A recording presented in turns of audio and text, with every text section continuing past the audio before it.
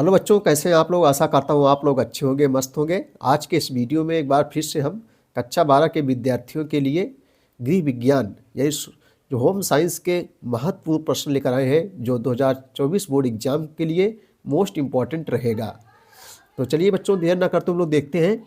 सबसे पहले हम लोग बहुविकल्पी प्रश्नों को देखेंगे, जो एक एक नंबर का जो है रहेगा।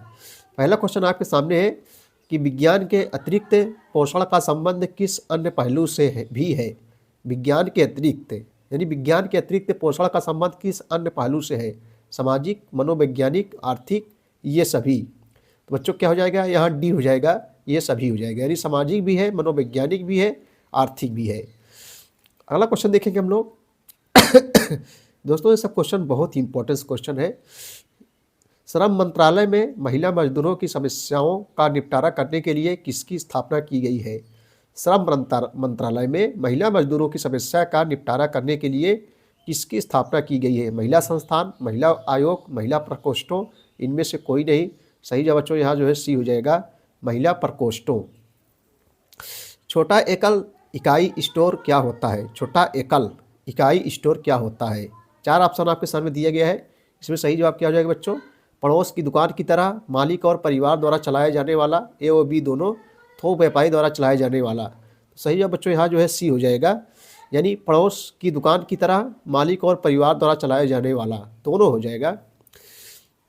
आगे देखेंगे क्वेश्चन हम लोग। भारत में खाद्य संसाधन हमेशा से किस स्तर की गतिविधि के रूप में कार्यरत रहा है। भारत में खाद्य संसाधन हमेशा से किस तरह की गतिविधियों के रूप में कार्यरत रहा है। सही जवाब बच्चों जो है क्या हो जाएगा, सही जवाब दोस्तों जो है यहाँ ए हो जाएगा, यानी घरेलू या कुटीर स्तर। क्या हो जाएगा बच्चों, घरेलू या कुटीर स्तर। चलो अगला क्वेश्चन हम लोग देखेंगे। विश्व व्यापार संगठन का मुख्य उद्देश्य क्या है। विश्व व्यापार संगठन, जिसको बच्चों WTO कहते हैं, इसका फुल फॉर्म होता है वर्ल्ड ट्रेड ऑर्गेनाइजेशन, यानी जो है WTO। WTO का मुख्यालय कहाँ है बच्चों, जनेवा में स्थित है। जनेवा कहाँ है, स्विट्जरलैंड में। तो विश्व व्यापार संगठन का उद्देश्य क्या है, अंतर्राष्ट्रीय व्यापार के समझौते लागू करना, अंतर्राष्ट्रीय व्यापार संबंधी विवाद सुलझाना, व्यापार को सहजतापूर्वक साथ चलाने में सहायता करना, उपरोक्त सभी। तो बच्चों यहाँ जो है डी हो जाएगा, उपयुक्त सभी हो जाएगा, उपयुक्त सभी हो जाएगा। अगला क्वेश्चन है कि NCERT यानी राष्ट्रीय शैक्षिक अनुसंधान परिषद, NCERT द्वारा जो है प्रकाशित पत्र के अनुसार प्रारंभिक बाल्यावस्था देखभाल एवं शिक्षा का मूल उद्देश्य क्या है। बच्चों का समग्र विकास, विद्यालय के लिए तैयारी, महिलाओं एवं बच्चों के लिए सेवाएं देना, उपरोक्त सभी। तो बच्चों जहाँ डी हो जाएगा, उपरोक्त सभी हो जाएगा। अगला क्वेश्चन है, युवा अवस्था किस कारण से संवेदनशील नहीं मानी जाती है। युवा अवस्था किस कारण से संवेदनशील नहीं मानी जाती है। आजीविका का प्रबंध करना, विवाह की जिम्मेदारी, बेहतर करने के दबाव की शुरुआत, उपरोक्त सभी। तो बच्चों यहाँ जो है डी हो जाएगा, उपरोक्त सभी हो जाएगा। ठीक है। अगला क्वेश्चन है कि डिजाइन में वक्र रेखाएं कैसा प्रभाव उत्पन्न करती है। डिजाइन में वक्र रेखाएं कैसा प्रभाव करती है। तो बच्चों सही जवाब यहाँ ए हो जाएगा, नारीत्व तथा कोमलता। डिजाइन में वक्र रेखाएं कैसा प्रभाव उत्पन्न करती हैं, नारीत्व तथा कोमलता का। चलो अगला क्वेश्चन देखेंगे। भारत में निम्न में से किस संक्रामक रोग पर नियंत्रण पा लिया गया है। भारत में निम्न में से किस संक्रामक रोग पर नियंत्रण पा लिया गया है। हैजा, फाइलेरिया, मधुमेह, चेचक। सही है बच्चों, यहाँ सी हो जाएगा, जो है चेचक हो जाएगा। क्या हो जाएगा, चेचक। अगला क्वेश्चन देखेंगे हम लोग। पर्यावरण संरक्षण एवं पारिस्थितिक अनुकूलता के लिए होटलों में निम्न में से किस कारक का प्रयोग किया जाना चाहिए। पर्यावरण संरक्षण एवं पारिस्थितिक अनुकूलता के लिए होटलों में निम्न में से किस कारक का प्रयोग किया जाना चाहिए। जैव सूती चादरें, रसायन मुक्त धुलाई वक्र, जैव निम्नीकरण पदार्थ, ये सभी। तो बच्चों यहाँ जो है डी हो जाएगा, ये सभी हो जाएगा। चलो बच्चों अगला क्वेश्चन हम लोग देखते हैं। जागरूकता के प्रसार के लिए निम्नलिखित में से क्या सबसे अधिक प्रभावी साधन है। जागरूकता के प्रसार के लिए निम्नलिखित में से क्या सबसे अधिक प्रभावी साधन है। रेडियो, टेलीविज़न, पत्रकारिता, इनमें से कोई नहीं। तो सही जवाब क्या हो जाएगा बच्चों, सही जवाब हो जाएगा ए हो जाएगा, रेडियो हो जाएगा। क्या हो जाएगा, रेडियो। अगला क्वेश्चन है कि निगमित संप्रेषण में होता है संचार या फैलाव।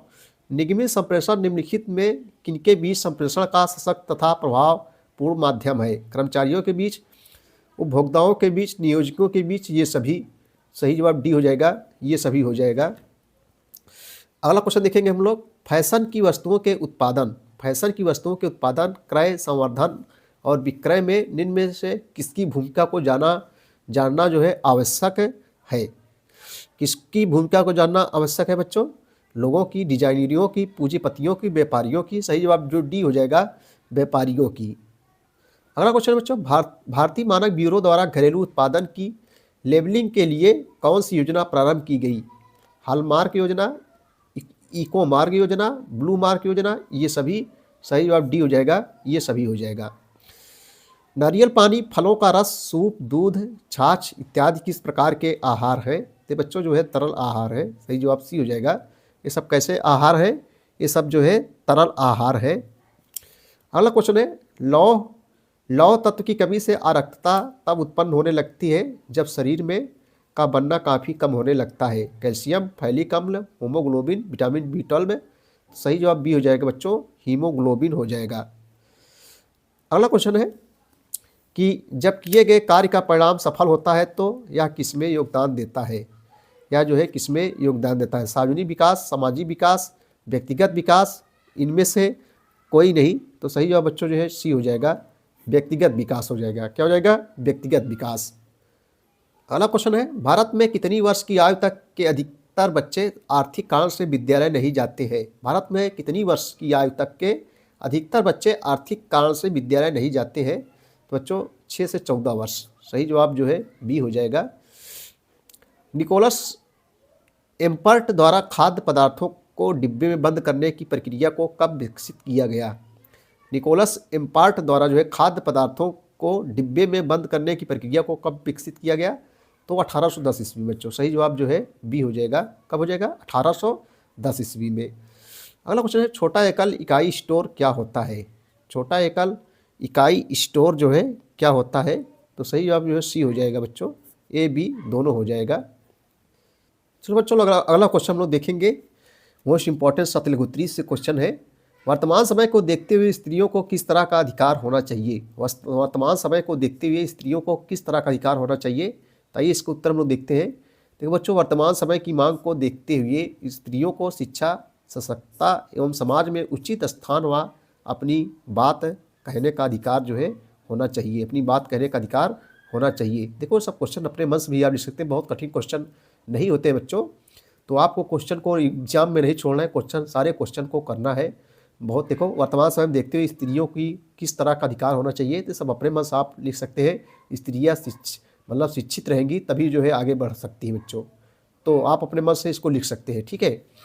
अगला क्वेश्चन देखेंगे हम लोग, पोषण के अभाव में किस प्रकार की परेशानी होती है? पोषण के अभाव में किस प्रकार की परेशानी होती है? आइए इसका उत्तर हम लोग देखेंगे। देखो बच्चों, पोषण के अभाव में शरीर के लिए प्रतिरक्षा सुरक्षा बनाए रखने, घावों को जो है भरने, दवाओं का उपयोग करने एवं अंगों के सही प्रकार से कार्य करने में परेशानी होती है। ठीक है भैया। नेक्स्ट क्वेश्चन है, प्रोटीन ऊर्जा कुपोषण की समस्या कब होती है? प्रोटीन ऊर्जा कुपोषण की समस्या जो है कब होती है? अगला क्वेश्चन देखेंगे हम लोग। आइए इसका उत्तर देखते हैं। प्रोटीन ऊर्जा कुपोषण की समस्या कब होती है? मोस्ट इंपॉर्टेंस है, कई वर्षों से परीक्षाओं में जो है पूछा जा रहा है दोस्तों। तो प्रोटीन ऊर्जा कुपोषण की समस्या आवश्यकता की अपेक्षा कम भोजन लेने से होती है। प्रोटीन ऊर्जा कुपोषण की समस्या आवश्यकता की अपेक्षा कम भोजन लेने से होती है। बच्चों को जो है प्रोटीन ऊर्जा कुपोषण से ग्रसित होने का खतरा अधिक होता है। बच्चों को प्रोटीन ऊर्जा कुपोषण से ग्रसित होने का खतरा अधिक होता है। इसके अतिरिक्त बड़ी उम्र के लोगों के साथ साथ क्षय रोग व एड्स जैसे रोगों से ग्रसित लोगों को जो है भी प्रोटीन ऊर्जा कुपोषण का जो है खतरा बना रहता है। अगला क्वेश्चन है कि प्रारंभ में खाद्य पदार्थों का संसाधन किसके लिए किया जाता था? खाद्य बोले तो जैसे गेहूँ हो गया, चावल हो गया, जौ हो गया, ये सब खाद्य के अंतर्गत आते हैं भैया। तो प्रारंभ में बच्चों खाद्य पदार्थों का संसाधन किसके लिए किया जाता था? तो उत्तर देखेंगे हम लोग। प्रारंभ में खाद्य पदार्थों का संसाधन उनकी सुपाच्यता और निरंतर आपूर्ति बनाए रखने के लिए किया जाता था। भारत में अचार, मुरब्बा और पापड़ संरक्षित उत्पादन के जो है उदाहरण हैं जो कुछ फलों और सब्जियों या अनाजों से बनाए जाते हैं। चलिए दोस्तों, अगले अगले क्वेश्चन की ओर हम लोग चलेंगे। खाद्य पदार्थ किस तरह विषाक्त हो जाते हैं। अगला क्वेश्चन है कि खाद्य पदार्थ जो है किस तरह विषाक्त हो जाते हैं। तो उत्तर देखेंगे हम लोग। खाद्य पदार्थों को पकाने से उनमें उपस्थित अधिकांश रोगाणु नष्ट हो जाते हैं। जो समान ताप उन खाद्य पदार्थों में हानिकारक विष उत्पन्न करते हैं और उन्हें जो है विषाक्त कर देते हैं। प्रारंभिक बाल्यावस्था देखभाल एवं शिक्षा से क्या अभिप्राय है। अगला क्वेश्चन देखेंगे हम लोग। प्रारंभिक बाल्यावस्था देखभाल एवं शिक्षा से क्या अभिप्राय है। आइए इसका उत्तर देखेंगे हम लोग। जन्म से लेकर 8 वर्ष तक की आयु की अवस्था को प्रारंभिक बाल्यावस्था माना जाता है। देखो, मोस्ट इंपॉर्टेंट क्वेश्चन है। जन्म से लेकर 8 वर्ष तक की आयु की अवस्था को प्रारंभिक बाल्यावस्था माना जाता है। इस प्रकार प्रारंभिक बाल्यावस्था देखभाल और शिक्षा से अभिप्राय जन्म से लेकर 8 वर्ष तक की आयु के बच्चों की देखभाल और शिक्षा से संबंधित है। तो बच्चों, ये थे मोस्ट इम्पोर्टेंट क्वेश्चन कक्षा 12 के विद्यार्थियों के लिए गृह विज्ञान के। वीडियो देखने के लिए बहुत बहुत धन्यवाद। Thank you.